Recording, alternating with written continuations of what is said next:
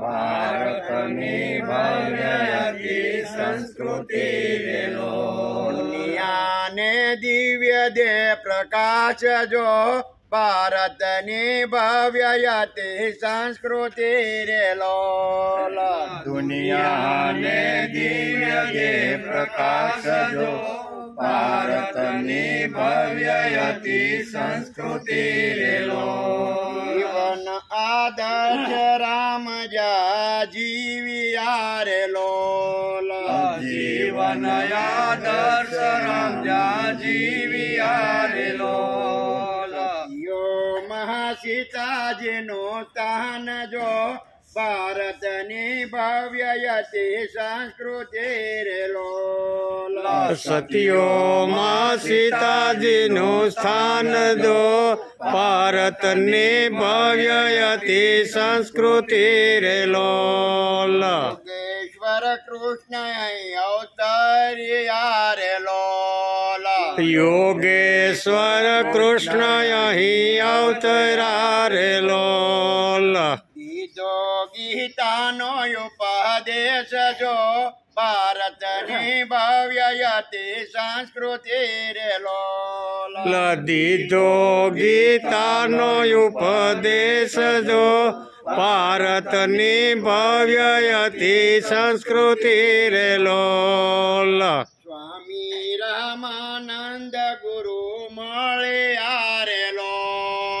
સ્વામી રામાનંદ ગુરુ મળ્યા રેલો શિષ્ય રત્ન સ્વામી સજાનંદ જો ભારતની ભવ્ય સંસ્કૃતિ રેલો શિષ્ય રત્ન સ્વામી સજાનંદ જો ભારતની ભવ્ય સંસ્કૃતિ રેલો રામકૃષ્ણ રામ તીર્થ આવ્યા રેલો રામકૃષ્ણ રામ તીર્થ આવ્યા રેલો ગરજો સ્વામી વિવેકાનંદ જો ભારતની ભવ્ય સંસ્કૃતિ રેલો ગરજો સ્વામી વિવેકાનંદ જો ભારતની ભવ્ય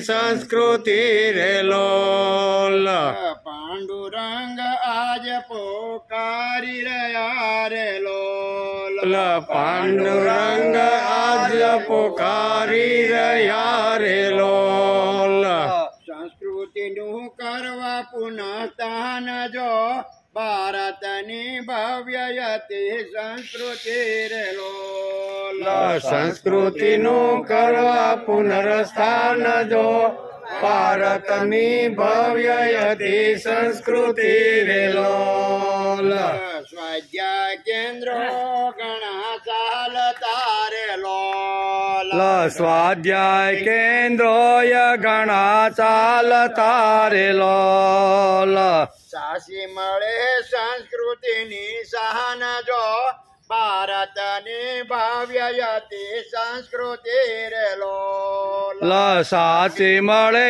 સંસ્કૃતિની શાન જો ભારતની ભવ્ય સંસ્કૃતિ રેલો જીવ જગત જગદીશ જાણવા રેલો જીવ જગત જગદીશને જાણવા રેલો બનવાનું સાસાઈના સહન જો ભારતની ભવ્ય સંસ્કૃતિ રેલો બનવાનું સાચાઈ ન શાન જો ભારતની ભવ્ય સંસ્કૃતિ રેલો ભારતની ભવ્ય સંસ્કૃતિ રેલો ભારતની ભવ્ય સંસ્કૃતિ રેલો દુનિયાને દિવ્ય દે પ્રકાશ જો ભારતની ભવ્ય સંસ્કૃતિ રેલો દુનિયાને દિવ્ય દે પ્રકાશ જો ભારતની ભવ્ય સંસ્કૃતિ રેલો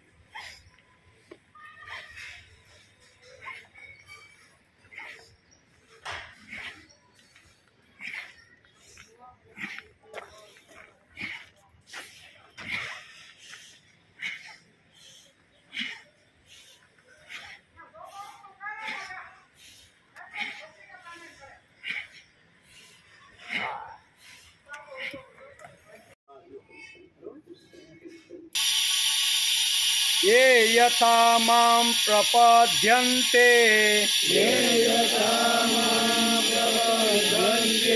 ये यथा मां प्रपद्यन्ते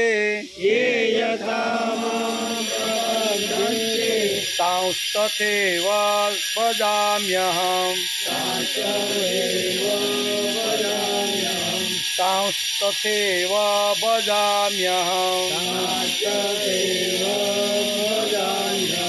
ये यथा मां प्रपद्यन्ते तांस्तथैव भजाम्यहम्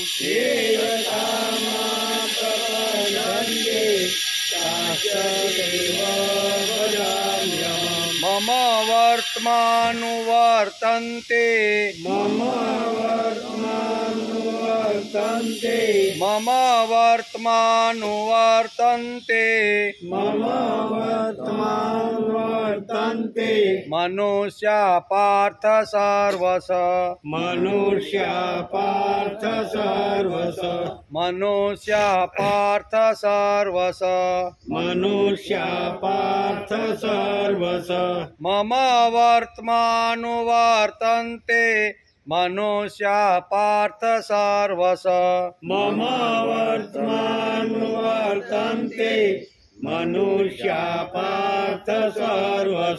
ये यथा मां प्रपद्यन्ते तांस्तथैव भजाम्यहम् मम वर्त्मानुवर्तन्ते मनुष्या पार्थ सर्वश ये यथा मां प्रपद्यन्ते तांस्तथैव भजाम्यहम् मम वर्त्मानुवर्तन्ते मनुष्या पार्थ सर्वश काङ्क्षतः कर्मणां सिद्धिं काङ्क्षन्तः कर्मणां सिद्धे यजन्ते इह देवता यजन्ते इह देवता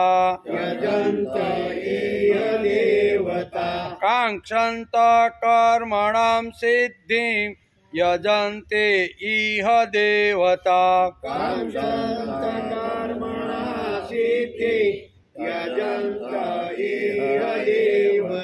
क्षिप्रं हि मानुषे लोके क्षिप्रं हि मानुषे लोके सिद्धिर्भवति कर्मजा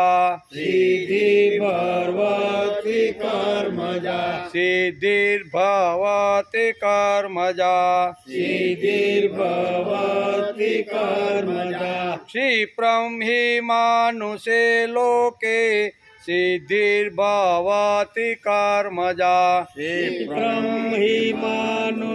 लोके सिद्धिर्भवति कर्मजा काङ्क्षन्तः कर्मणां सिद्धिं यजन्ते इह देवता क्षिप्रं हि मानुषे लोके सिद्धिर्भवति कर्मजा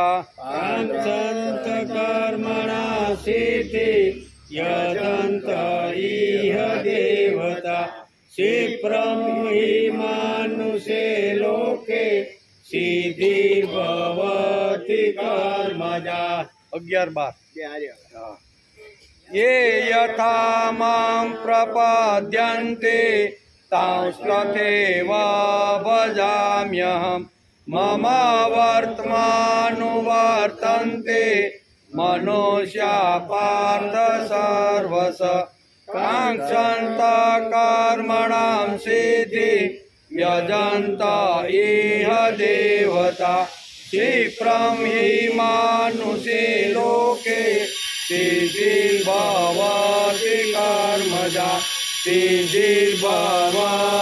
कर्मजा हरि ओम् वसुदेवसुतं देवं कंसचाणूरमर्दनं देवकी परम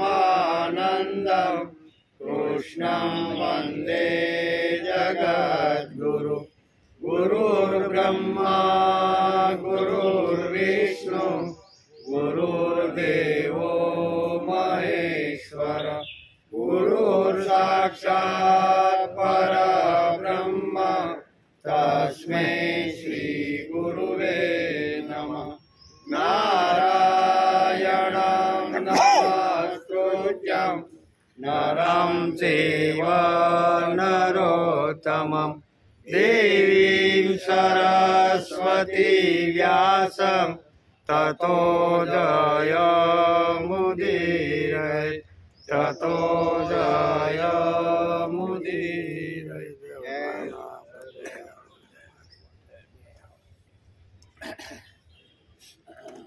ये यथा मां प्रपद्यन्ते तांस्तथैव भजाम्यहम् मम वर्तमानुवर्तन्ते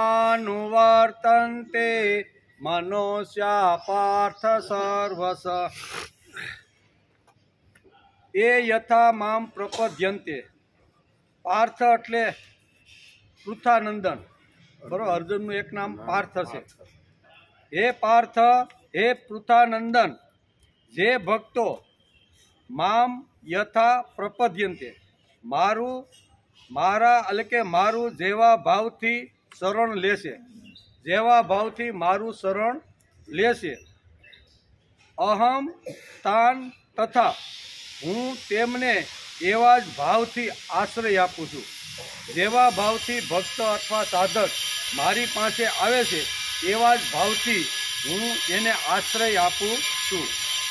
કેમ કે મનુષ્યા સર્વે મમ વર્તમ અનુવર્તતે, સૌ મનુષ્યો સર્વ રીતે મારા માર્ગનું અનુસરણ કરે.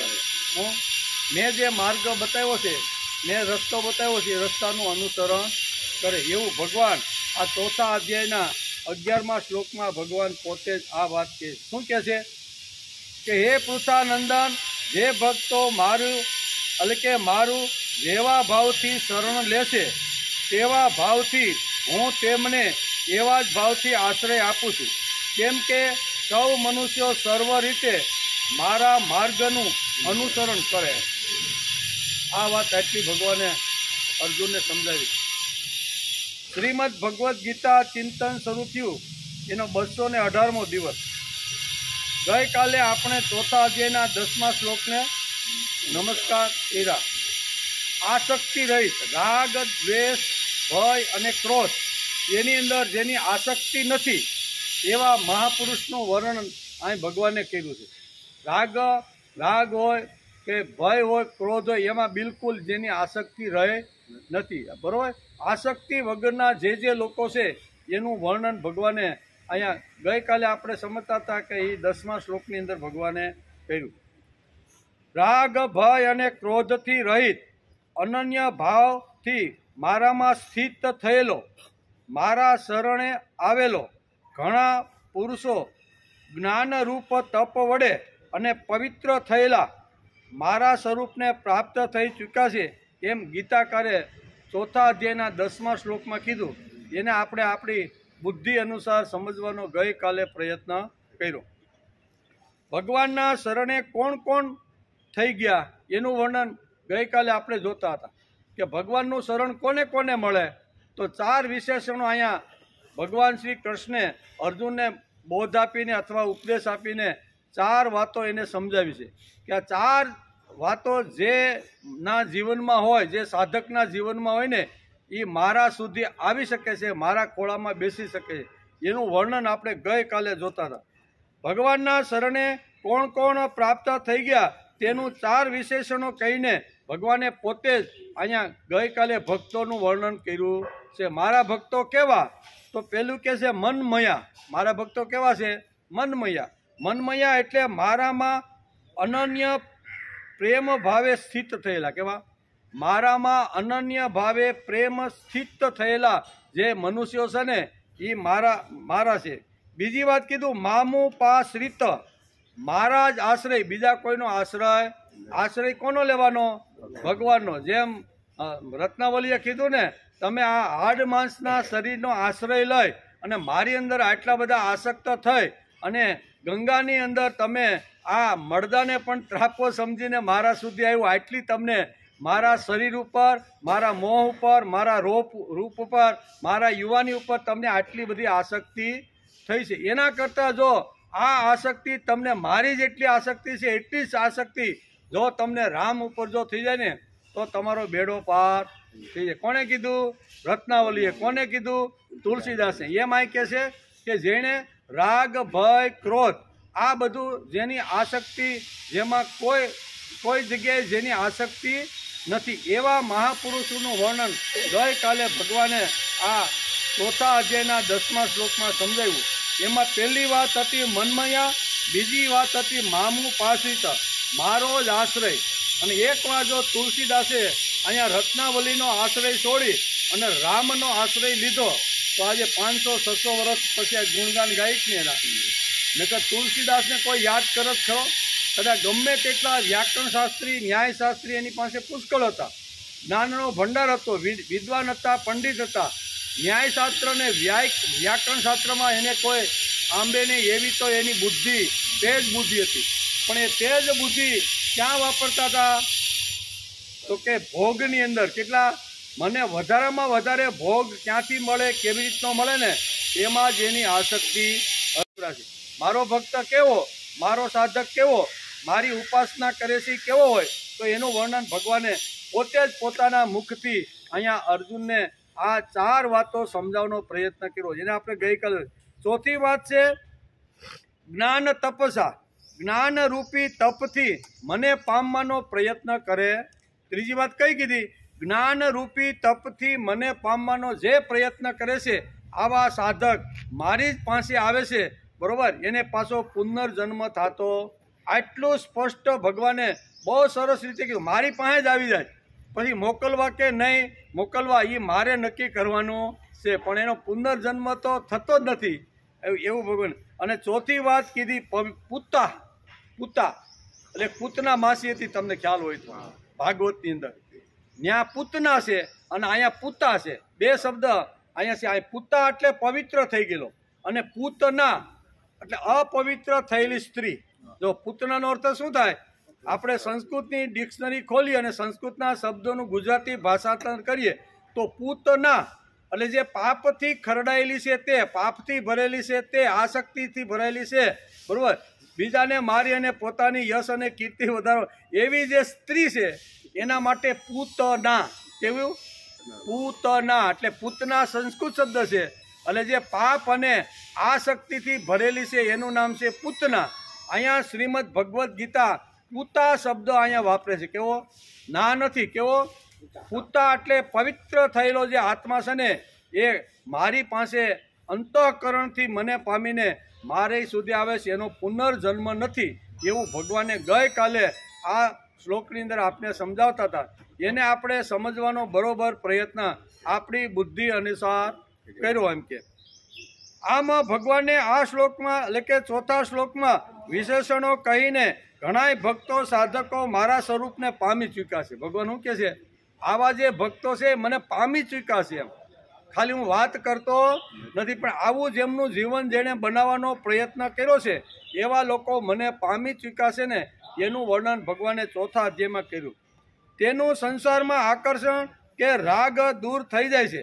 રાગ દૂર થતાં જ ભય અને ક્રોધ બંને દૂર થઈ જાય છે, કેમ કે બંને રાગને જ આશ્રિત રહે છે.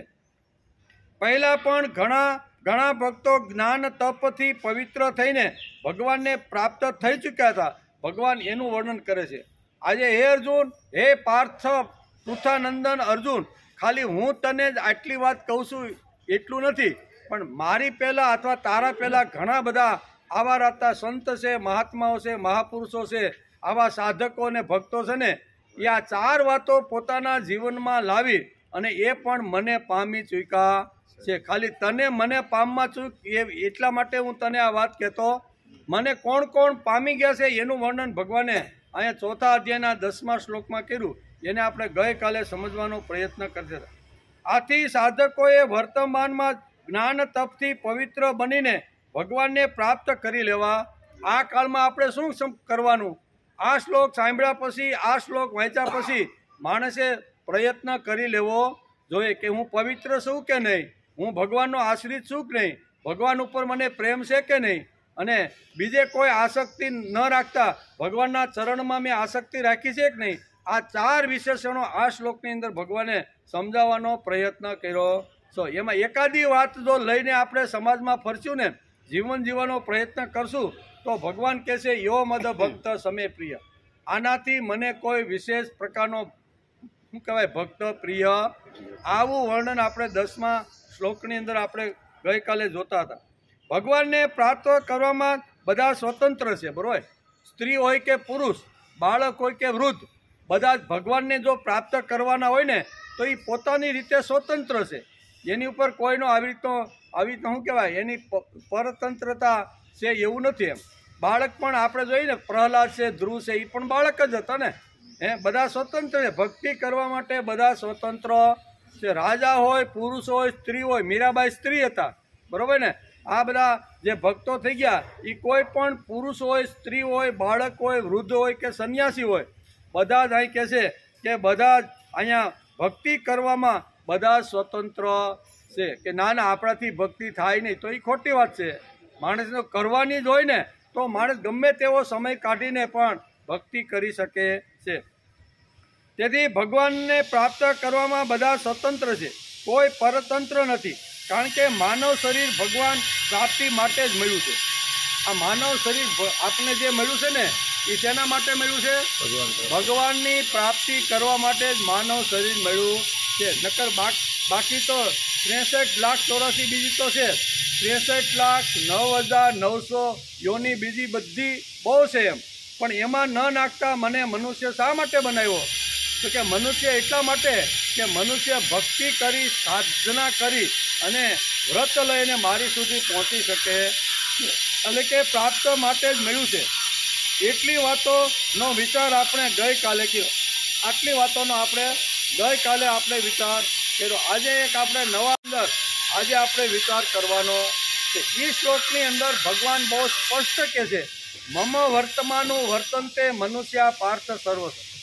જે મારા રસ્તે ચાલે જ તે જ મનુષ્યો, બાકી ખાલી જગ્યા આપણે સમજી લેવાનું. આ ભગવાન પોતે મમ વર્તમાનું વર્તનતે મનુષ્ય પાર્થ સર્વ. હે પાર્થ, મારા રસ્તે મેં કીધેલી વાત, મેં કીધેલો સિદ્ધાંત, મેં કીધેલું જે તત્વજ્ઞાન છે ને એ તત્વજ્ઞાન પકડી અને પોતાનો જીવન વિકાસ કે ભક્તિ કરવા માટે મારા રસ્તે જે ચાલતો રહેલો છે તે જ માણસ છે. ભગવાન હું ભાર્ય છે, મમ વર્તમાનું વર્તનતે મનુષ્ય પાર્થ સર્વસ્વ.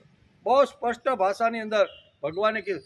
એને આજે આપણે સમજવાનો પ્રયત્ન કરવાનો છે કે ભગવાનનો રસ્તો કયો? ભગવાન કે મારા રસ્તે આવો, તો ભગવાનનો કાંઈક રસ્તો તો હશે કે નહીં? આ ભગવાને કીધું મારા રસ્તે આવે તે માણસો અને મારા રસ્તે ન આવે તે ખાલી જગ્યા. એ આપણે સમજી લો, એની ખાલી જગ્યા આપણે પૂરી દેવાની. પણ કહેવાનો અર્થ આ છે. એ શ્લોકનો આજે એનું મનન, ચિંતન અને અભ્યાસ કરવાનો છે. જન્મની દિવ્યતાનું વર્ણન તો થઈ ચૂક્યું. અત્યાર સુધી આપણે જે અહીંયા 10 શ્લોક સુધી જોયું ને એ ભગવાનના જન્મ, કર્મ દિવ્ય અને પરિત્રાણાય સાધુનામ અને યદા યદા ધર્મ છે. આ બધા શ્લોકની અંદર ભગવાનના જન્મનું કારણ તો આપણે જાણી લીધું. કેવું? ભગવાનના જન્મનું કારણ આટલા શ્લોકની અંદર અત્યાર સુધી આપણે 7મા શ્લોકથી શરૂઆત કરી અને 10મા શ્લોક સુધી ભગવાનના જન્મનું કારણ શું છે, ભગવાન આ પૃથ્વી ઉપર શા માટે આવે છે, એના કારણો ભગવાને પોતે સ્વમુખે અહીંયા અર્જુનને સમજાવ્યા. તો હવે શું કરવાનું? તો કે અત્યાર સુધી ભગવાને પોતાના જન્મનું કારણ અહીંયા અર્જુનને સમજાવ્યું અને હવે અર્જુનને ભગવાન પોતાના કર્મ બાબતની વાત સમજાવી રહ્યા છે. બરાબર, કર્મયોગની વાત સમજાવીને આગળ કહે છે કે જન્મની દિવ્યતાનું વર્ણન તો થઈ ચૂક્યું છે. હવે કર્મોની દિવ્યતા શું હોય છે તે આ 11મા શ્લોકથી ભગવાન શરૂઆત કરે છે. કર્મની દિવ્યતા કઈ હોય છે એ ભગવાન 11મા શ્લોકથી શરૂઆત કરે છે. શું કહે છે? એ યથા મામ પ્રપદ્યન્તે તાંસ્તથેવ ભજામ્યહં મમ વર્તમાનુવર્તન્તે મનુષ્ય પાર્થ સર્વસ. બહુ સરસ મજાનો આ શ્લોક છે. કંઠસ્થ કરવા જેવો છે, વાગોળવા જેવો છે, બરોબર ને? એટલું સરસ ભગવાને આ વાત પૃથાનંદન અર્જુનને આ વાત એને સમજાવે છે.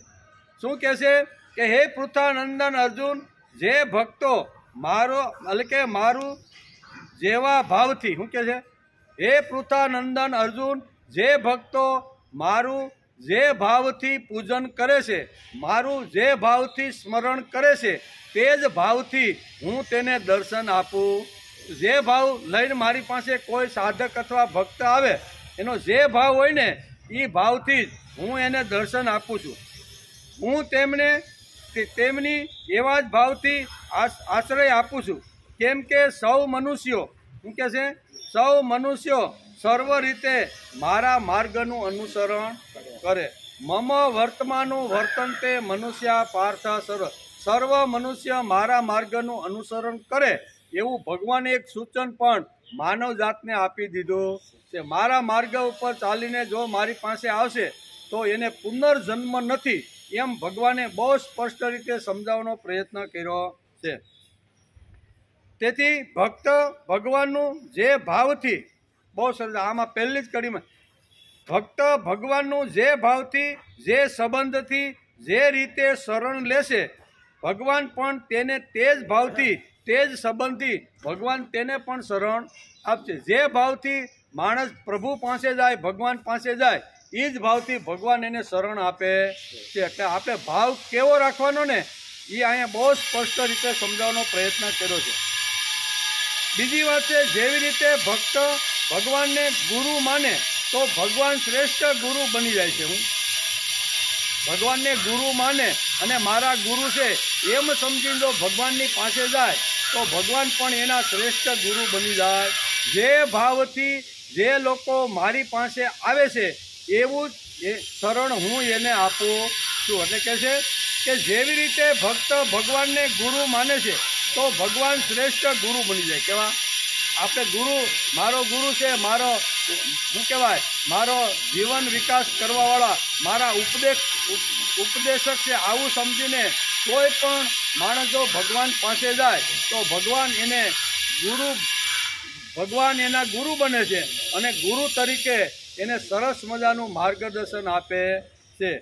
તેથી માને છે ભગવાન શ્રેષ્ઠ ગુરુ બનીને જાય છે. શિષ્ય માને છે તો ભગવાન શ્રેષ્ઠ શિષ્ય બની જાય. શિષ્ય બનીને જાય કોઈ તો ભગવાન પણ શ્રેષ્ઠ શિષ્ય બનીને આવી તક કહે છે. તેવી રીતે માતા પિતા માને તો શ્રેષ્ઠ માતા પિતા બની જાય છે. પુત્ર માને તો ભગવાન પોતે પુત્ર બની જાય છે. મા માને તો ભગવાન મા બની જાય છે. બરાબર, બની જાય છે. તેમજ ભાઈ માને તો ભાઈ, સખા માને તો સખા. જે ભાવથી, જે હેતુથી જીવ ભગવાનની પાસે જાય છે એ જીવને ભગવાન પોતે એ જ ભાવથી એને શરણ આપે છે. ભગવાન એ યથા મામ પ્રપદ્યંતે, શબ્દ હું આપ્યો, એ યથા મામ પ્રપદ્યંતે તાંસ તેમ ભજામ્યમ. મારું જે ભજન, જે ભાવથી મારું ભજન સાધક કરે છે એ જ ભાવથી હું એને દર્શન હતા એને શરણ આપું. તો આ શ્લોકની અંદર બહુ સરળ છે, સીધો છે, સમજવા જેવો છે અને એકદમ શીરાની જેમ ઉતરી જાય ને એવો આ શ્લોક ભગવાને પૃથાનંદન અર્જુનને સમજાવવાનો પ્રયત્ન કર્યો છે. જે ભાવથી, જે હેતુથી, જે માણસ કામ લઈને આવે છે ને એવો જ હું બની જાઉં છું, એમ ભગવાન આ શ્લોકની અંદર કહે છે. ભક્ત ભગવાન વગર વ્યાકુળ થઈ જાય. કેવો ભક્ત છે એ ભગવાન વગર, ઘણીવાર આપણે ભક્તના ચરિત્ર જોતા હશું.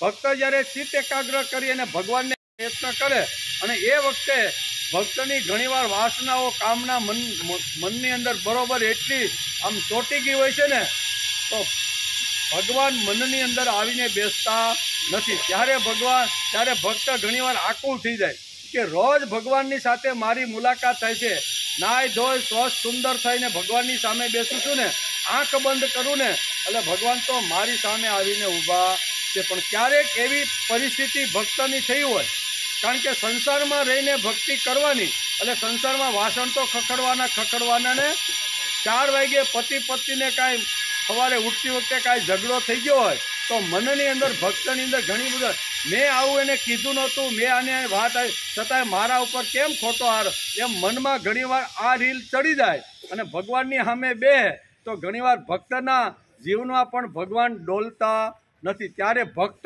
અસ્વસ્થ થઈ જાય. કેવો કે આજ ભગવાન મને મળ્યા નહીં. એટલે અહીં કહે છે કે ભક્ત ભગવાન વગર આકુળ વ્યાકુળ થઈ જાય છે, તો ભગવાન પણ ભક્ત વિના આકુળ વ્યાકુળ થઈ જાય. બરાબર ને? ભાગવતની અંદર આપણે વાંચતા એક પ્રસંગ બહુ સરસ વ્યાસે લખ્યો છે કે ઘણીવાર આપણને એમ થાય કે ભગવાનનું ધ્યાન આપણે બધા ધરીએ, એનું ચિંતન કરીએ, મનન કરીએ, એની ભક્તિ કરી અને આપણે પવિત્ર થવાનો પ્રયત્ન કરીએ છીએ. પણ એકવાર નારદજી ભગવાનને મળવા માટે ગયા તો ભગવાન પણ આંખ વીંચીને બેઠા હતા. એટલે નારદને પરબારો પ્રશ્ન થયો કે આખી દુનિયા તમારું ધ્યાન ધરીને તમારું સ્મરણ કરીને તમને પામવાનો પ્રયત્ન કરે છે, પણ આ તમે આંખ બંધી કરીને શું કરો છો? એ કે તમે આ કોની આંખ બંધ? તો કે મારા ભક્તનું સ્મરણ કરો, મારા માટે જે ઘસાઈ ગયા છે, મારા માટે જે રાત દિવસ કામ કરે છે ને, પોતાનો સ્વાર્થ જોયા વગર, પોતાનો રોટલાનો વિચાર કર્યા વગર, પોતાની ચામડી અને પોતાનું જે કાંઈ છે એ બધું ઘસીને મારા માટે જે રાત દિવસ જે પ્રયત્ન કરે છે ને, એવા ભક્તનું હું સ્મરણ કરું છું. ત્યારે અહીં નારદ કેવા ભક્તો?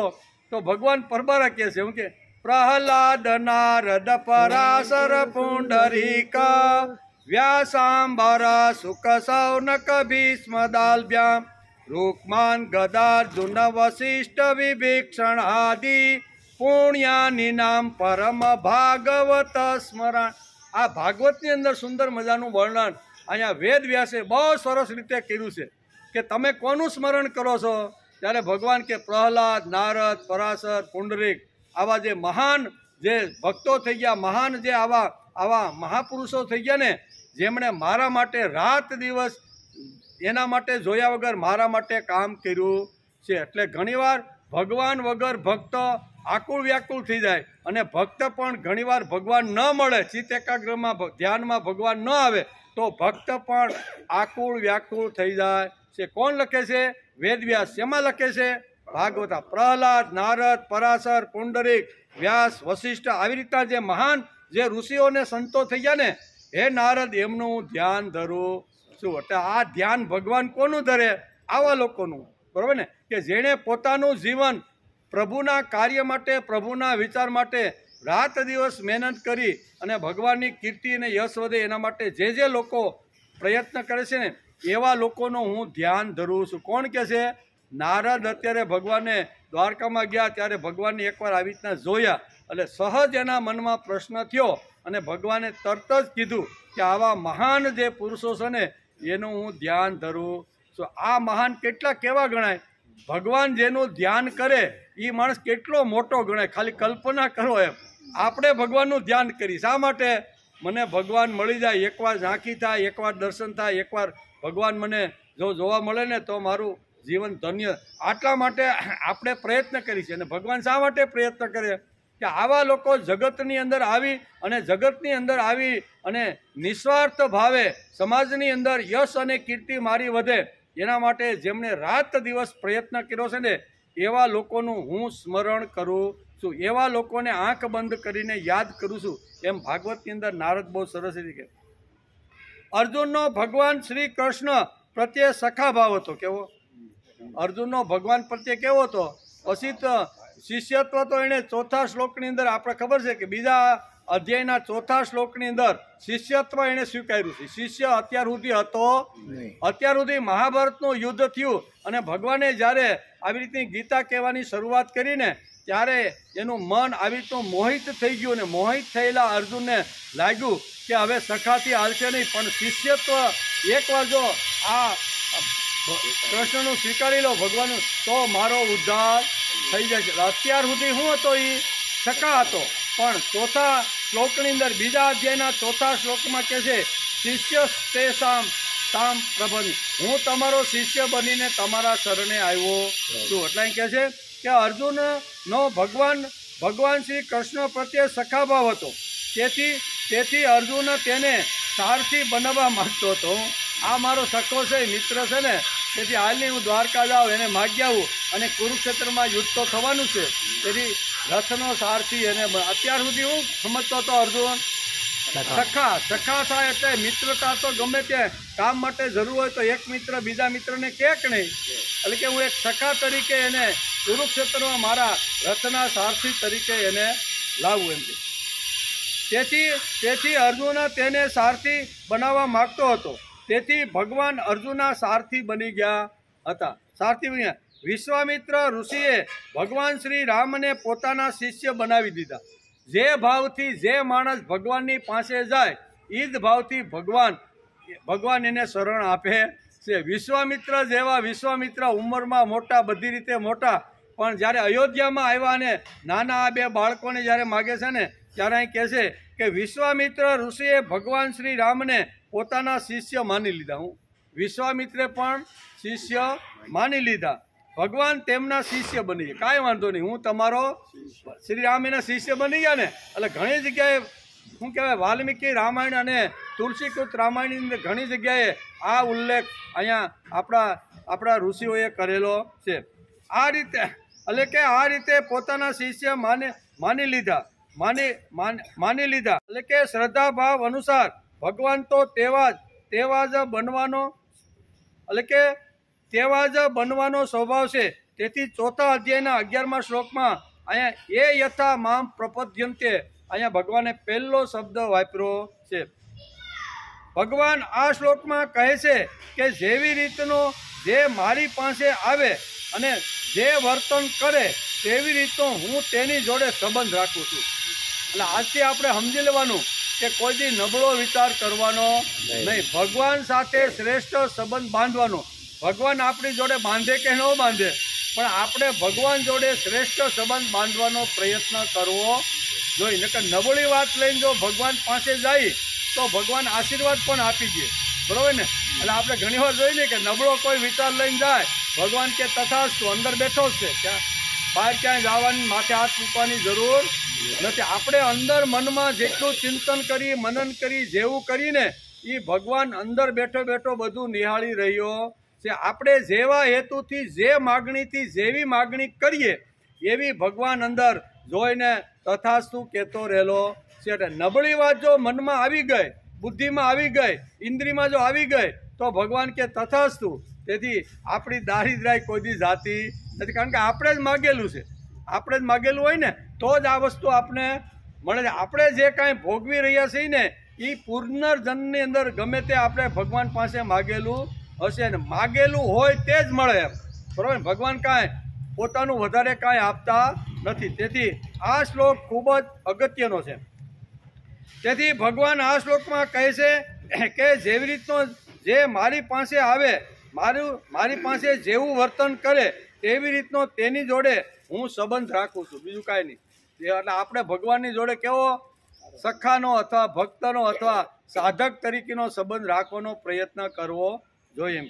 એટલે કે તેવી રીતની હું તેની સેવા કરું છું. ભગવાન પાસે શું કહે છે, મારી પાસે જે હેતુથી જેવી રીતે આવે તે રીતે હું તેની સેવા કરું છું. તેના માટે ગીતાકારે ભજામી, અહીં લખ્યું ને ભજામ્યહમ, આ શ્લોકની અંદર એક શબ્દ એવો છે ભજામ્યહમ. એ યથા મામ પ્રપદ્યંતે તાંસ્તે ત ભજામ્યહમ. જે ભાવથી જે રીતે આવે છે તેવી રીતે હું તેની સેવા કરું. ભજામ્યામ એટલે એનો ગુજરાતી અર્થ છે સેવા કરવી.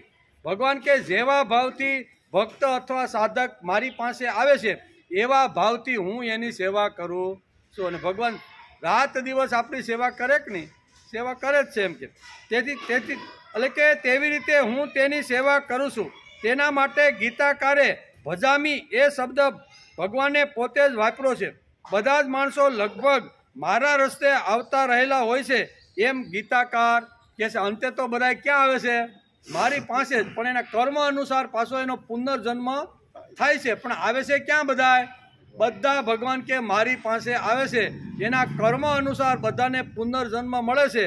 પણ અંતઃકરણ શુદ્ધ રાખી અને મારા માટે જે ભક્તિ અને ધ્યાન ધારણા જે કરે છે એને પુનર્જન્મ મળતો નથી, એને હું મારી પાસે રાખી લઉં છું. આવું ભગવાન બહુ સ્પષ્ટ રીતે આ શ્લોકોમાં કહે છે. ભગવાન આગળ પણ આ જ વાત, ઘણી બધી વાતો કહેવાના છે. ઉપદ્રષ્ટાનુમંતાંચ ભર્તા ભોક્તા મહેશ્વર પરમાત્મેતિ ચાપ્યુંતો દેહેસ્મિન પુરુષ પર. ભગવાન આગળ પણ આ જ વાત કહેવાના છે. ભગવાન કહે છે કે હું આ દેહમાં રહેલો હોવા છતાં, પ્રત્યેકના દેહમાં હું રહેલો છું, એમ કે રહેલો હોવા છતાં આ જીવાત્મા એટલે કે વાસ્તવમાં પરમાત્મા જ છે. કેવો? મમે વાંસો જીવ લોકે, જેમ 15મા અધ્યાયમાં પુરુષોત્તમ યોગમાં જેમ ભગવાને કીધું કે મમે વાંસો જીવ લોકે જીવ ભૂત સનાતન, આવું ભગવાને જે 15મા અધ્યાયની અંદર જે કીધું ને, એ અહીં કહે છે કે વાસ્તવમાં પરમાત્મા જ છે. જે જીવાત્મા અહીં કીધું ને, આ જીવાત્મા વાસ્તવમાં પરમાત્મા જ છે. એટલે કે ત્રિગુણમય માયાથી અતીત આ ભગવાન છે. કેવો? એને સત્વ, રજ અને તમ, આ ત્રિગુણાતીત જે માયા છે ને, એ માયા એને સ્પર્શ કરી શકતી નથી. એવો જે આત્મા છે ને, એ માનવ માત્રના દેહમાં આવીને જ રહે છે. એ મારો પોતાનો જ આત્મા છે, એમ ભગવાન બહુ સ્પષ્ટ કહે છે.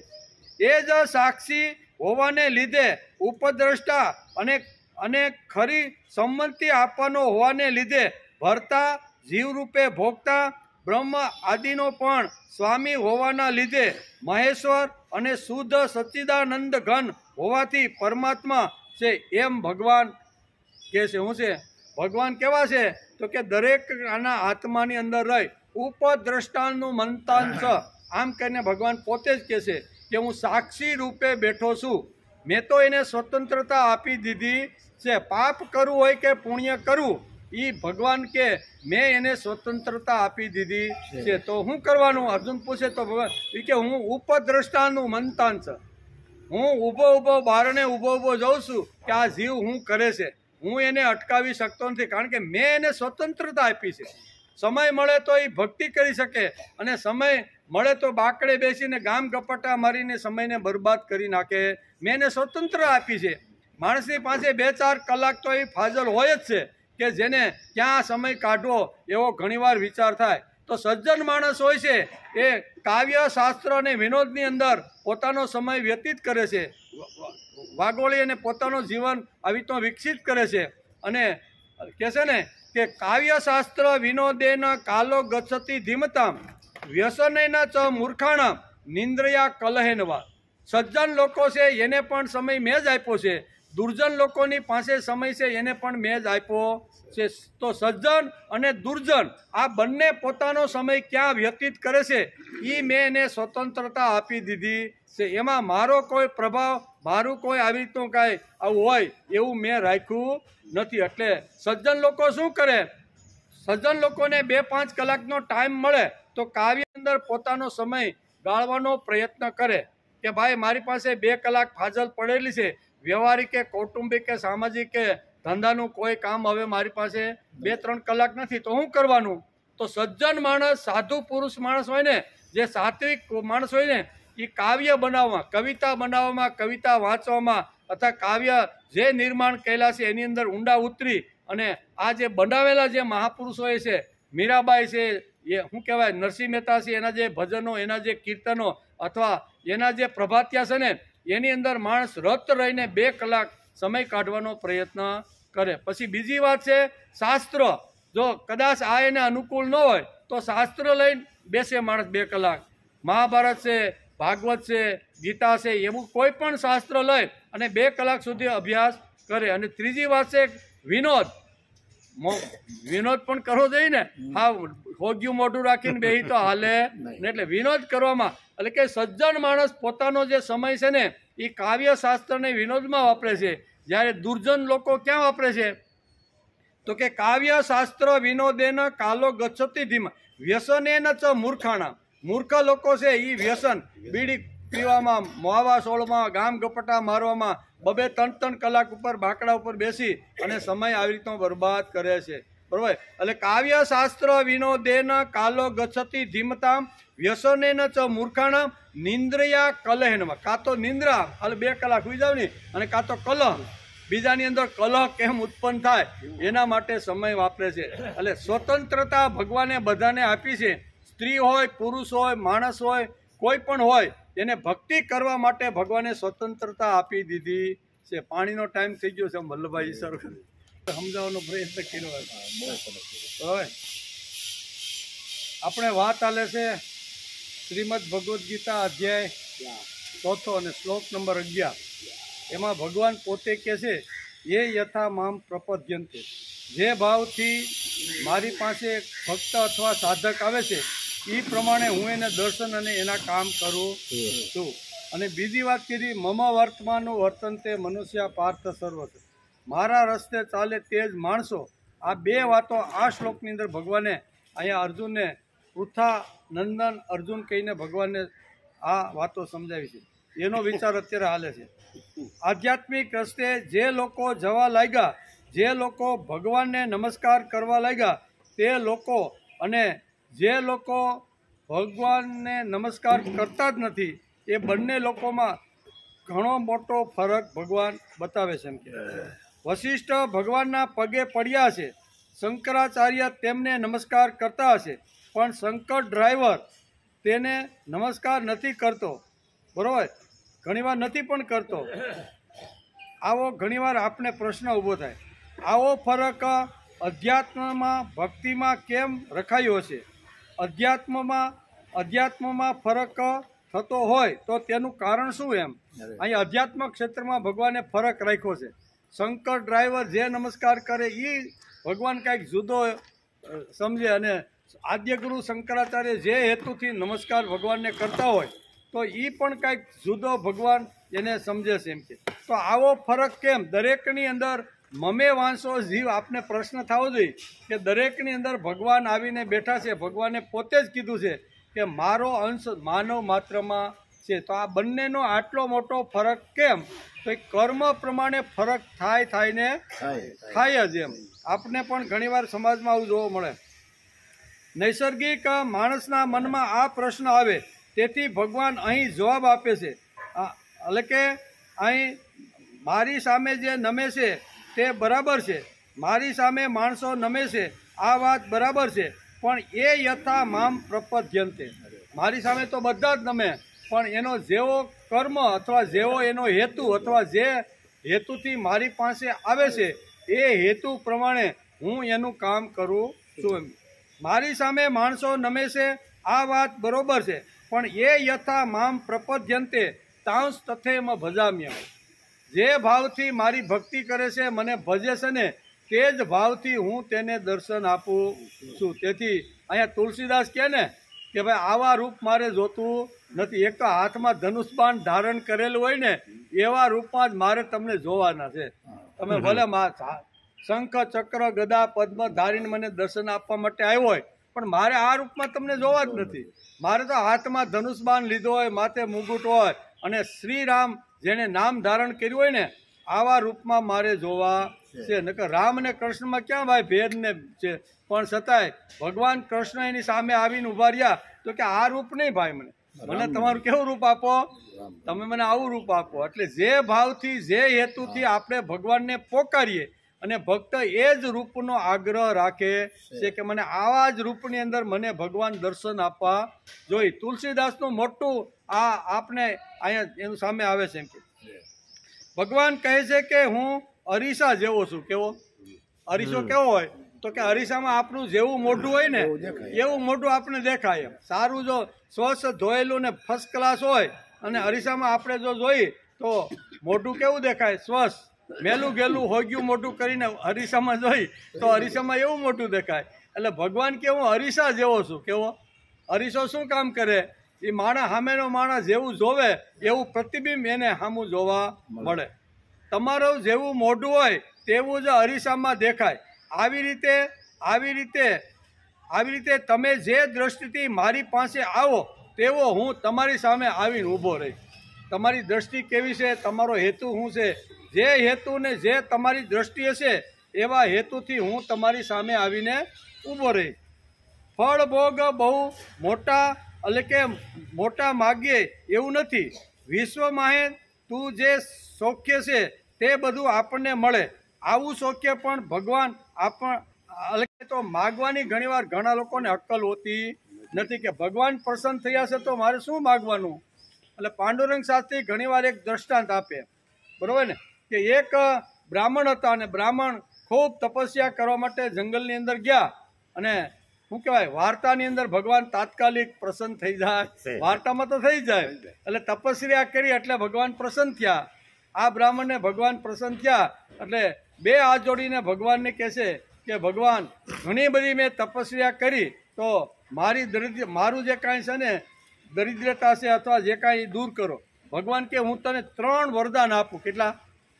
3 વરદાન આપું છું. તા બ્રાહ્મણ કે 3 વરદાન આપો એ બરોબર, પણ એક સાથે મારે તમારા 3 વરદાન જોતવા નથી. જ્યારે મને જરૂર પડે ને ત્યારે તમારા પેન્ડિંગ, અત્યારે જે માગું તે પછી થોડા સમય પછી એ પેન્ડિંગ રાખો. એમ જેમ કઈ કારણ કે આપણે બધાને ખબર છે કે ઈક્ષ્વાકુ વંશની અંદર અહીંયા દેવોને પણ મદદ કરવા માટે એ બધા રાજાઓ જતા હતા. કેવા દેવો જ્યારે યુદ્ધની અંદર જ્યારે આવે અને યુદ્ધની અંદર દેવોને પણ જરૂર પડે ને ત્યારે અયોધ્યામાંથી આવીને અયોધ્યાના રાજાને અહીંયા યુદ્ધ માટે લઈ જતા હતા. અને એવો પ્રસંગ એક રામાયણની અંદર લખેલો છે કે એવું યુદ્ધ થયું અને દશરથ રાજાને માગવા માટે દેવો આવ્યા કે અમારા યુદ્ધની અંદર તમે અમને સહકાર આપો, અને ગયા એમ, બરોબર. અને એ વખતે કઈ યુવાન હતી કે ભાઈ એકદમ યુવાન, અને વધારેમાં વધારે રાજા દશરથ જો કોઈના ઉપર પ્રેમ કરતા હોય ને તો એ કઈ ઉપર કરતા હતા. એટલે કઈ કે કાંઈ વાંધો નહીં, યુવાન છું અને તમારે સારથી બીજાને લેવો નથી, હું તમારો સારથી બની જાઓ. એટલે યુદ્ધની અંદર ગયા, રાજા દશરથ યુદ્ધ કરે છે અને કઈ સારથી બની અને ઘોડાને બરોબર આવી રીતના કરે છે. અને એની અંદર અહીંયા દુશ્મનોનો એવો પ્રહાર અહીંયા અયોધ્યાપતિ રાજા ઉપર થયો ને કે અયોધ્યાના રાજા ઘાયલ થઈ ગયા. એટલા લડી શકાય નહીં, એટલા બધા પ્રહારો એના ઉપર થયા. કારણ કે યુદ્ધમાં તો ભાઈ કોણ કોને મારે એ થોડું કંઈ નક્કી છે. એટલે એકદમ ઘાયલ થઈ ગયા અને એકદમ મૂર્છિત થઈ ગયા. કઈ વિચાર કરે છે કે હવે મારા પતિને મારે કોઈ પણ હિસાબે બચાવવા જોઈ. તેથી રથમાં નાખી અને ઘોડાને પૂરપાટ દોડાવી અને એક સુરક્ષિત જગ્યા હતી ને ત્યાં કઈ આ રથને લાવે છે. અને ઓલી મેડિકલની કીટ તો એના રથમાં ભેગી જ હોય. આપણે કેમ મોટર લઈ કે કાંઈ લઈને મોટરસાયકલ એમાં કીટ આપે, એમાં બધું જ હોય એમ, બરોબર. નાનું મોટું ઘાવ થયો હોય તો એવી કીટ પણ રથની અંદર હતી. કઈ ઝડપથી એ કીટને બહાર કાઢી, ઘા જ્યાં લાગ્યા હતા અહીંયા રૂજાએ પાટા બાંધ્યા.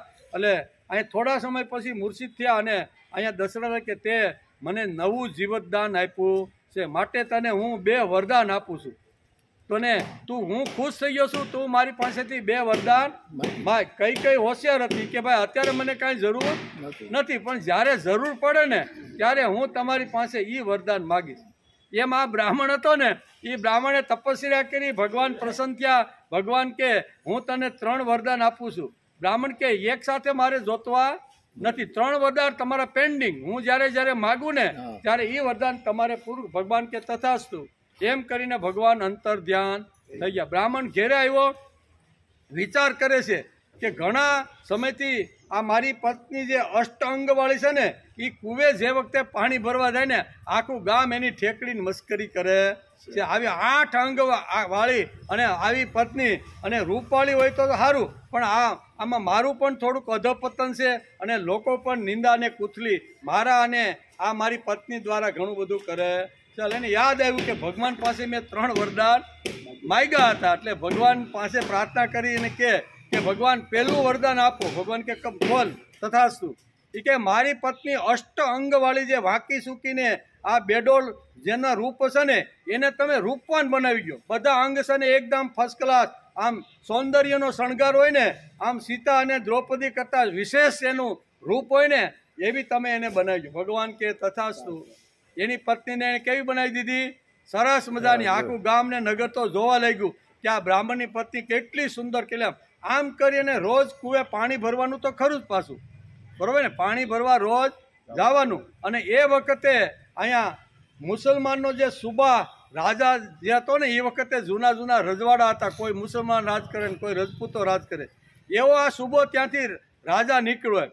અને કુવા ઉપર એણે કોઈને પૂછ્યું એમ કે આ સુંદર સ્ત્રી કોણ છે? એ કે તો કે અમારા ગામની બ્રાહ્મણની પત્ની છે. એ બ્રાહ્મણના ઘરમાં શોભે કાંઈ? એ જ્યાં શોભે નહીં. એટલે હું મારા રથમાં એને બળ, કારણ કે રાજાને કોઈ રોકી શકે, રાજાને ગમે તે રાણી, પછી સાણે વીણતી હોય તો પણ રાજાને ગમી જાય એટલે એને રાણી થાય કે ન થાય? આવું ઘણું બધું વર્ણન આપણે વાંચતા હોય છે. એટલે એ તો રથમાં બેસાડી અને એ કે રાણી તરીકે તો મારા રાજમહેલમાં જ આવી સુંદર આવી સ્ત્રી શોભે. એટલે એને જે પૂરી દીધી, જ્યાં સુધી તું હા ન પાડ ને ત્યાં સુધી તને આઈને રાખવાની છે. બ્રાહ્મણને કોઈએ કીધું કે તમારી સ્ત્રી હતી ને એને તો આ કોઈ સુબો આ રાજા હતો ને આ એ બધું ઉપાડી ગયો છે. તો વિચાર કરે હવે શું કરવાનું, અને રાજા પાસેથી એની પત્નીને છોડાવી એ કાળમાં થોડુંક અઘરું લાગે, શક્ય જ નથી એમ. કારણ કે આટલો મોટો રાજા હોય એના મહેલમાંથી પાછી પોતાની પત્નીને લાવીને એ તો ખાંડાના ખેલ જેવું હતું. એટલે વિચાર કરે કાંઈ વાંધો નહીં, ભગવાન પાસે મારા 2 વરદાન પેન્ડિંગ પડેલા છે. એટલે પાછી ધ્યાન થઈ રહ્યું એટલે ભગવાન પાસે આવ્યો કે બોલ શું બીજું વરદાન? એ કે ભગવાન સુંદર પત્ની તો પહેલું વરદાનમાં મેં તમે આપી દીધું, પણ હવે મારી પત્નીને જે જનાનખાનામાં જે આ સુબે જે પૂરી રાખી છે ને એ અહીંયા રીસડી બની જાય. કેવી શું થઈ જાય? રીસડી બની જાય કે ભગવાન કે તથાસ્તુ. એ રીસડી બની ગઈ ને આ સુબેદાર આવ્યો કે હવારે એને કોઈ પણ રીતે મનાવવું. એ મનાવવા માટે આવ્યો ને તા તો અંદર રીસડી જોઈ એને શું જોયું? એટલે રીસડી જોઈ કે ઓ આ તો સુંદર, હું કાલ લાવ્યો તો રથમાં બેસાડી અને આ આવી કેમ થઈ ગઈ? એટલે કે આ રીસડીને થોડી રખાય. એ કે એ તો 2 ફટાક્યા મારીને રીસડીને કાઢી. રીસડી કાઢી એટલે જ્યાંનું મૂળ ઘર હતું ને ત્યાં એના ઘરના આંગણા, બ્રાહ્મણના ઘરના આંગણામાં આવીને ઊભી. બ્રાહ્મણ વિચાર કરે છે કે બીજું વરદાન મેં ભગવાન પાસેથી રીસડીમાં, આ રીસડી મારી પત્ની જોઈ દે, આની હારે થોડો સંસાર કરાય, આની થાળે થોડો વ્યવહાર કરાય.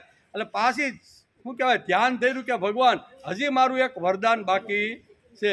એટલે ભગવાન પ્રસન્ન થયા. માઇક એ કે આ મારી પત્નીને જેવી હતી ને 8 ઠંગવાળી એવી બનાવી. ક્યાં આવ્યા હતા નાને ના વરદાન. ભગવાન જો પ્રસન્ન થાય ને ઘણી વાર ઘણા લોકોને અક્કલ હોતી નથી. એટલે ભગવાન પાસે આપણે જ્યારે જઈએ અને ભગવાનના પ્રસન્ન થાય તો ભગવાન પાસે શું માગવું ને એ પણ થોડુંક બુદ્ધિથી માણે અક્કલ ચલાવીને વિચાર કરવો. નકર ત્યાંના ત્યાં ઓલી રીસડી જે હતી ને એ કે આની હારે થોડું. એટલે કે ભગવાન હવે આ જે રીસડી છે ને એમાંથી મારી મૂળ પત્ની બનાવી ગયો. એટલે અષ્ટવક્રા જેવી પાછી હતી તેવી ને તેવી બની. ભગવાન કહે છે કે માણસો મારી પાસે આવ્યા એટલે મુક્ત થયા એમ નહીં. એમ મારી પાસે જીવ બધા આવવાના છે પણ મુક્ત જ થઈ ગયા છે એવું નથી. એમ કે નહીં મને નમવા લાગ્યા એટલે એને પતી ગયું એમ નહીં. એમ કે મને નમતી વખતે પણ તેનો વિકાસ કેટલો છે આ હું જોઈ અને હું એનો સ્વીકાર કરું. નમે બધા, નમવામાં ફરક છે. શંકર ડ્રાઈવર પણ ભગવાનને નમસ્કાર કરે અને આદ્યગુરુ શંકરાચાર્ય પણ ભગવાનને નમસ્કાર કરે. બંને નમસ્કાર ભગવાનને કરે પણ બંનેનો નમવાનો ફરક છે. એમ કે તેથી મને નમતી વખતે પણ તેનો વિકાસ કેટલો છે આ જોઈને હું આપતો જાઉં છું. એટલે કે તેથી ફલારથી માણસને ભગવાન ફળ આપતા રહે. ફળની ઈશારીને આપણે જઈએ, ભોગની ઈચ્છા લઈને જઈએ તો ભોગની આપે, મુક્તિની ઈચ્છા લઈને જઈએ તો ભગવાન આપને મુક્તિ આપે. જેવા ભાવથી ભગવાન કે મારી પાસે જીવ આવે છે અને એની જે અલગ અલગની એની સાધના પ્રમાણે જે કાંઈ કરતું તો એ પ્રમાણે હું એને વરદાન આપું છું. તેથી નિષ્કામ કર્મયોગી માણસ હોય તો તેને ભગવાન જ્ઞાન આપતા જાય, મોક્ષાર્થીને મોક્ષ આપતા જાય અને બીજું કંઈ જોઈતું નથી. એવા સાધક અને સિદ્ધ પુરુષો કે અમારે બીજું કાંઈ જોતું. ભગવાન એકવાર અમે તમારી પાસે સાધના કરતાં આવી ગયા અને તમે કહો છો કે મારી પાસે માગ, ત્યારે મોક્ષ સિવાય મારે બીજું કાંઈ જોતું નથી. ભગવાન પાસે ગયા પછી પણ માગતા માણસને આવડવું જોઈએ. અંતે ભગવાન કહે છે કે મમ વર્તમાનું વર્તન તે મનુષ્ય પાર્થ સર્વસ્વ. આ શ્લોકની બીજી લીટીની અંદર ભગવાન કહે છે મમ વર્તમાનું વર્તન તે મનુષ્ય પાર્થ સર્વસ્વ. બધા લોકો છેલ્લે મારી પાસે જ આવે છે, મારી પાસે જ આવવાના છે. તું તેની ચિંતા કર નહીં. આમ પૃથાનંદન અહીંયા અર્જુનને ભગવાન આ શ્લોકની અંદર કે હે પૃથાનંદન, તને એમ થાય છે કે આ બધા પિતામહ છે, દ્રોણાચાર્ય છે, જેણે મને નાના મોટા કર્યા, જેણે મને પોષણ આપ્યું, જેણે મને શાસ્ત્ર ને શસ્ત્રની વિદ્યા મને શીખવી છે, એના જ મારે ડોકા કાપવાના અને આ ડોકા કાપું ને તો મને તો ભયંકર પાપ લાગે. આ અર્જુનનો જે પ્રશ્ન હતો એ પ્રશ્નના જવાબમાં ભગવાન કહે છે કે અંતે બધા જીવો ક્યાં આવવાના છે? મારી જ પાસે આવવાના છે. તું તેથી ચિંતા કર નહીં, હાથમાં ધનુષ્ય લે અને આ બધાના ડોકા કાપ, એટલે વહેલામાં વહેલી તકે મારી પાસે આવે અને એના જીવન વિકાસ પ્રમાણે ફરીથી એને હું પુનર્જન્મ આવી રીતનો આપું છું. એમ આ શ્લોકની અંદર ભગવાન આપણને સારી રીતે સમજાવે છે. કારણ કે અર્જુન ડોકા કાપી અને પાપ ભેગું કરવા માગતો નહોતો. આગળ આપણે બધું જોયું ને કે આ બધાના ડોકા કાપું તો મને પાપ લાગે અને પાપથી હું નરકમાં જાઉં. ભગવાન મારે નરકમાં જવું નથી એમ કરી અને હથિયાર ફેંકીને પાછલી બેઠકે જે બેઠેલો પૃથાનંદન છે એ પૃથાનંદને ભગવાન આ શ્લોકની અંદર કહે છે કે અંતે તું જેના ડોકા કાપવાનો છો તે એ બધા અંતે મારી પાસે આવવાના છે. એની ચિંતા તારે કરવાની નથી. ચિંતા કોની હતી કે આવા લોકોને મારીને અને મારે હસ્તિનાપુરનું રાજ્ય ભોગવું, એના કરતાં હાથમાં ભિક્ષાનું પાત્ર લઈ અને હિમાલયમાં જઈને ભક્તિ કરતો કરતો સ્મરણ કરતો કરતો બાકીના દિવસો, આ એનું મૂળ એનું કારણ આ હતું. એમ તો ભગવાન એને આ શ્લોકની અંદર આવી રીતનો જવાબ આપે છે. અંતે ભગવાન કહે છે કે મમ વર્તમાનું વર્તનત્ય સર્વસા મનુષ્ય મમ વર્તમે અનુવર્તનતે સર્વસ. એટલે બધા જ મમ એટલે કે મમ વર્તવ એટલે મારો જ માર્ગ સ્વીકારે છે અને અંતે મારી પાસે આવ્યા વગર છૂટકો નથી. પણ જેનું જેવું કર્મ, જેવું જેની મહેનત, જેવી જેની સાધના, એ પ્રમાણે દરેકને હું ફળ આપતો રહેલું. પણ આવે તો મારી જ પાસે. બધા નવું આપણે કહીએ ને કે ભાઈ તમારો વિઝા પૂરો થઈ ગયો ને રિન્યુ કરાવવું પડશે, એટલે 6 મહિના અમેરિકા રહ્યો હોય એટલે પાછો રિન્યુ કરાવવા આવવું પડે કે નહીં? ને કે ઓલા પટાટિયા મારીને ભાગે ને પછી કાયમ માટે વિઝા કેન્સલ કરે કે નહીં? એવી રીતે અહીંયા અંતે આપણું જીવન પૂરું થાય તો જવાનું ક્યાં? ભગવાન પાસે. ભગવાન જોવે કે આનું કેટલી સાધના છે, કેટલી તપસ્યા છે, કેટલો કર્મયોગ છે, સારું કર્યું છે, ખરાબ કર્યું છે. એ ભગવાન પાસે મોટા મોટા લાંબા લાંબા ચોપડાઓ છે. દુનિયા આખીનો હિસાબ એની પાસે છે. ફાટનારાનું બટન દબાવે એટલે આખી હિસ્ટ્રી એની સામે આવી જાય. આજે પણ આપણે કોઈ ઓફિસમાં કામ કરવા માટે જઈએ ને તો આપણું અંગૂઠો લઈને બટન દબાવે એટલે ખબર પડે કે આ ભાઈનું આખું કેવી રીતનું આવે કે નહીં. આજના કાળમાં, વૈજ્ઞાનિક કાળમાં જો આજે આ શક્ય હોય તો આ તો વિશ્વપતિ છે ભાઈ, અંતર્યામી છે, બરોબર ને? એ બટન દબાવે તો આપણા કર્મની એને ખબર ન હોય જ. બટન દબાવ્યું નથી કે સામે આખો આ ભાઈનું આખું 70 વર્ષ કે 90 વર્ષ સુધી હું કર્યું હતું ને એ બધું જ એની સામે આવી જાય છે. અને આ આવ્યા પછી એની લાયકાત પ્રમાણે હું એને પાછો પુનર્જન્મ આપું છું. આ ભગવાન સ્પષ્ટ કે આવે છે મારી પાસે, પણ મારી પાસે આવ્યા પછી એને ક્યાં જન્મ આપો ને એ પણ હું એ નક્કી કરું. તો એમાં શ્લોકમાં કહે છે. તેથી એટલે કે આપણે ભણેલા હોઈશું કે અભણ હોઈશું, બધી રીતે ઊંઘવાનું તો સરખું જ છે. ઊંઘ તો બસ બધાને જ હોય કે નહીં? ભણેલો હોય, અભણ હોય, અજ્ઞાની હોય, જ્ઞાની હોય, પણ બધાને 5-6 કલાક તો ઊંઘ જોઈ કે ન જોઈએ? શરીરને સ્વસ્થ અને તંદુરસ્ત રાખવા માટે ઊંઘ ખૂબ જરૂરી છે. તેથી કહે છે કે દરેક માણસ ભણેલો હોય, અભણ હોય, એને ઊંઘવાનું છે જ. એટલે કે અવ્યક્ત પાસે જવાનું છે. વ્યક્ત છોડીને અવ્યક્ત પાસે જવું એનું નામ મૃત્યુ. અત્યારે આપણે વ્યક્ત છે, બરોબર? હવે આ શરીર છૂટે એટલે અવ્યક્ત પાસે જવાનું. બરાબર? જેમ દિવસે આપણે વ્યક્ત હોઈએ અને રાત્રે 10 વાગે પથારીમાં પડ્યા એટલે એ આપણું અવ્યક્ત રૂપ થઈ ગયું. કેવું?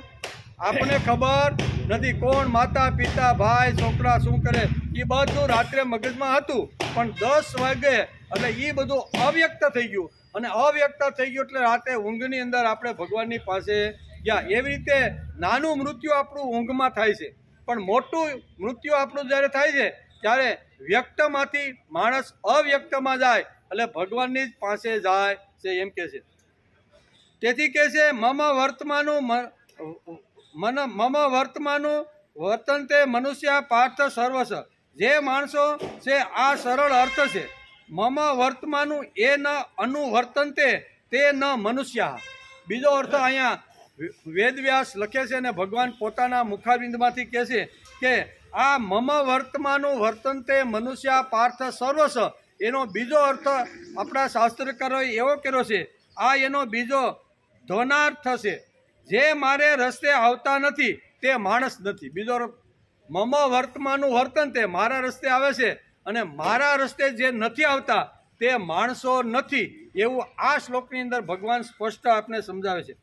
એટલે કે જે મારા રસ્તે આવતા નથી તે માણસો નથી. ભગવાનનો રસ્તો કયો?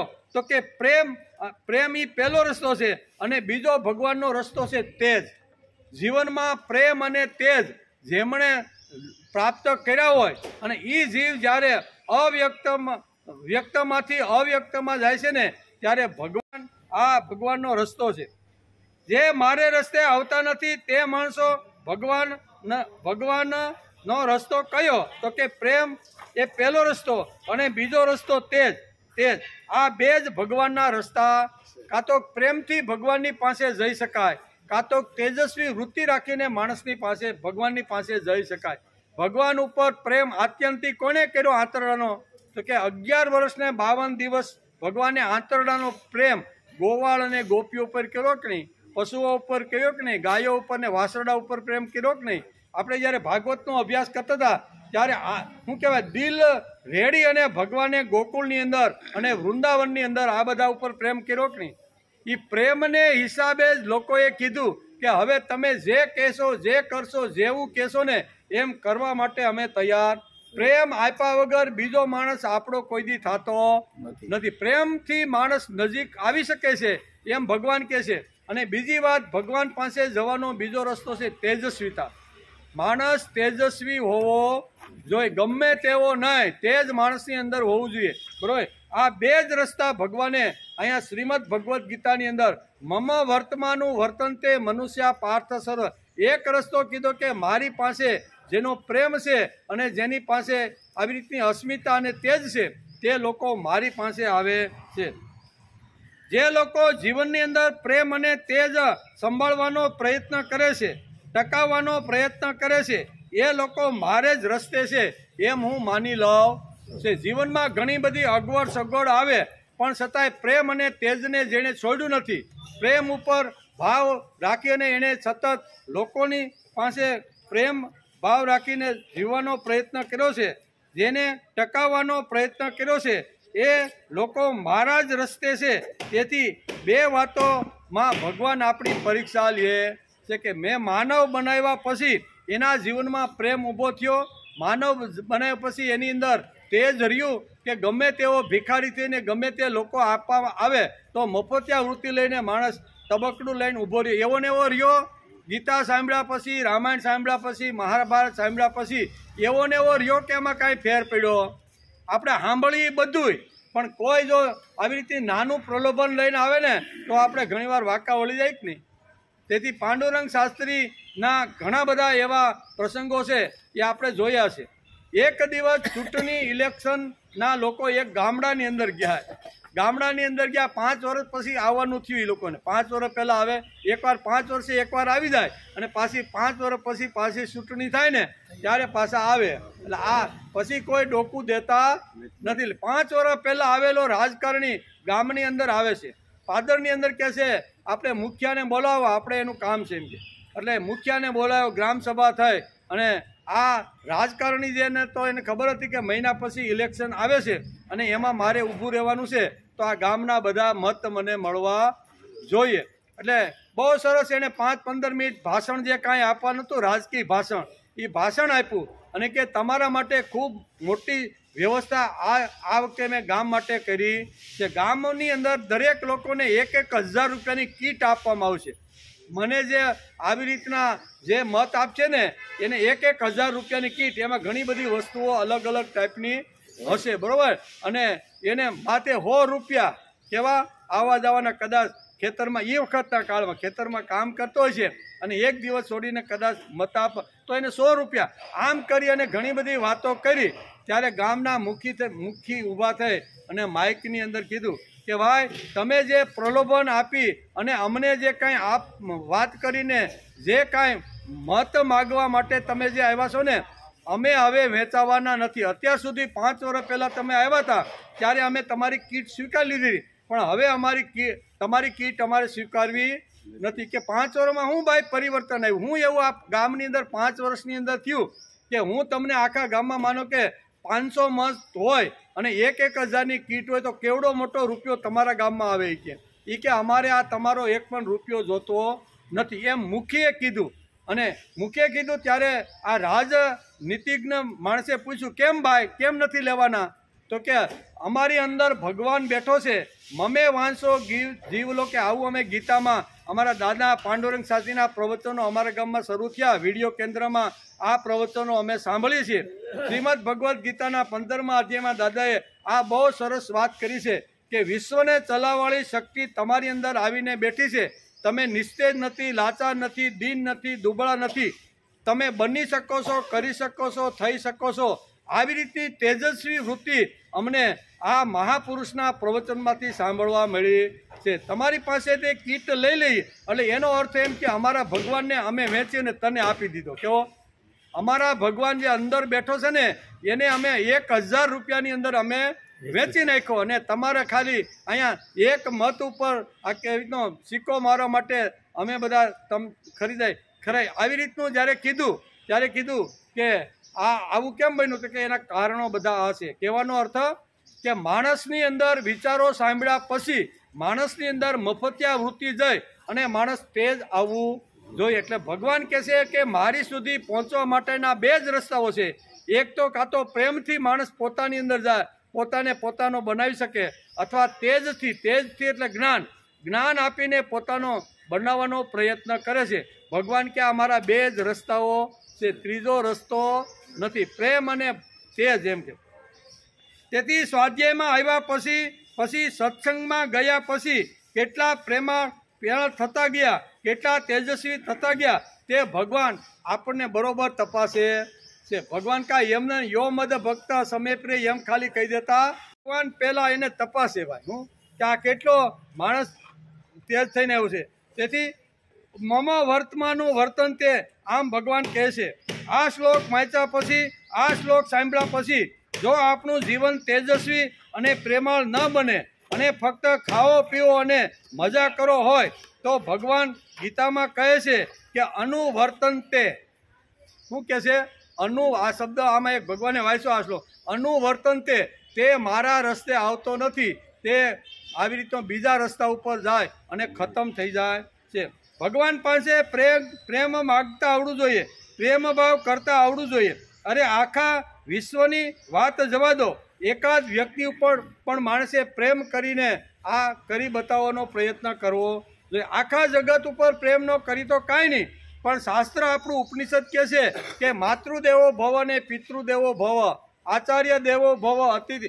એકાદ વ્યક્તિ ઉપર, એકાદ આવી રીતના મા બાપ ઉપર પ્રેમ કરીને તમારે જગતમાં જાહેર કરવું જોઈએ કે હું પ્રેમથી, ભગવાનને કહેવું જોઈએ કે હું પ્રેમથી તમારી પાસે આવ્યો છું.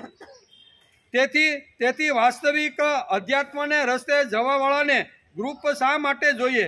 પ્રેમ ભાવ કરવાનું, કેળવવાનું શિક્ષણ આપને ગ્રુપમાંથી મળે.